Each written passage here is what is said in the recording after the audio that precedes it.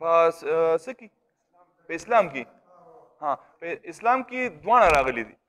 یو ته ویل کېږي مصافحه، یعنی دواړه لاس میلاوهل. د نبی علیه السلام صحابي فرمایي چې زما سره حضور نبی کریم صلی الله تعالی علیه وسلم لاس میلاو کړه، نو زما لاس د نبی علیه السلام د دواړو لاسو په منځ کې راغی. او یو دی معانقه، نو معانقه هم ثابت ده د نبی علیه السلام نه غاړه ورکول، او مصافحه هم ثابت ده. خو دا اوس چې کوم حالات چلیږي د کرونا وایرس په حوالې سره، نو چونکې احتیاطي تدابیر دي، نو که په دې وخت کې لاس میلاو نشي، نو په دې باندې هېڅ داسې صورت نه دی چې سړی به ګناهګارېږي. دا خو صرف عارضي طور پر لکه اوس زما بایي اوس وفات شوی دی، الله تعالی دې وبخي، نو هغه چې کله ګردې فیل شوې د هغې ټرانسپلانټ یې ورته وکړو.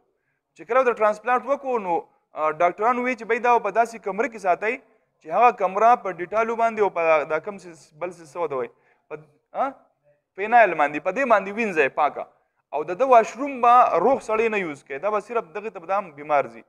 نو په 54,000 روپۍ هغه له مونږ د میاشتې د یوې میاشتې دپاره په 54,000 روپۍ په اسلام آباد کې کور واغېستو، او په هغه کمره له مونږ پاکه کړه، وینځله په سړي له پیسې ورکړئ، هغه وینځله پاکه کړه، او بیا بیډ هم او کم چې هر څه څیز هغه بالکل د هغه دپاره جدا، او وی به یې وایي ده سره به ده ماسک لګولي، د ده خواله چې کوم سړی راځي نو هغه هم ماسک لګولي. نو که چیرې دا احتیاط وشي نو انشاءالله دې مریض ته به انفیکشن ونه شي او دی به الله تعالی صحتیاب کړي. نو مونږ چې به کوم لاندې پورشن کې وو د هغې د پاسه بل پورشن و دویم چت، نو په هغې کې یو مریض و د وزیرستان وانا و، نو هغه مریض سره د خدمت دپاره کور والا ورسره وه. نو چونکې ډاکټر هدایت ده چې باید تاسو ماسک په لګوئ، ورځی به ولې نه راسي، لاس به ورسره نه میلاوئ، د ده وجود به نه ټچ کوئ. نو هغه مریض ته هم دا هدایت و، زموږ مریض ته هم. نو هغه مریض هغه کور والا ته وایي چې راشه ماله په دې سر زور کا. هغه زنانه ورته وایي چې نه ډاکټر منع کړي ده چې زه نه درځم، خو به هر حال دو هغه خبره داسې غیر سنجیده واخیسته، په کار ده و چې سنجیده یې اخیستې وي.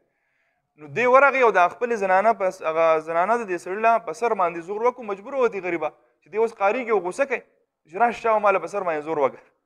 زموږ پښتانه خو یې داسې لږ غوسه کوو مونږ، چې هغه مجبوره شوي ده چې راغلي بهر په سر یې وله لاس یې خودې زور کړی وله.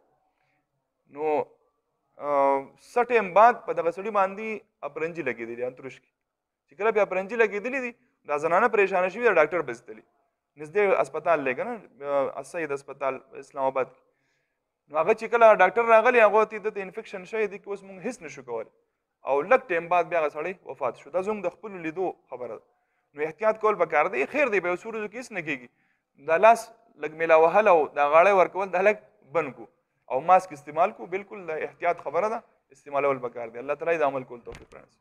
اللهم صل علی سیدنا محمد وعلى آل سيدنا محمد وبارك وسلم. ربنا ظلمنا أنفسنا وإن لم تغفر لنا وترحمنا لنكونن من الخاسرين آمين برحمتك اللهم نستغفر. मुफ्ती तुफैल राजी साहब के दिलचस्प और इस्लाही बयानात सुनने के लिए चैनल को सब्सक्राइब करें, बेल आइकन को दबाएं, वीडियो को लाइक और शेयर करें। जज़ाकल्लाह।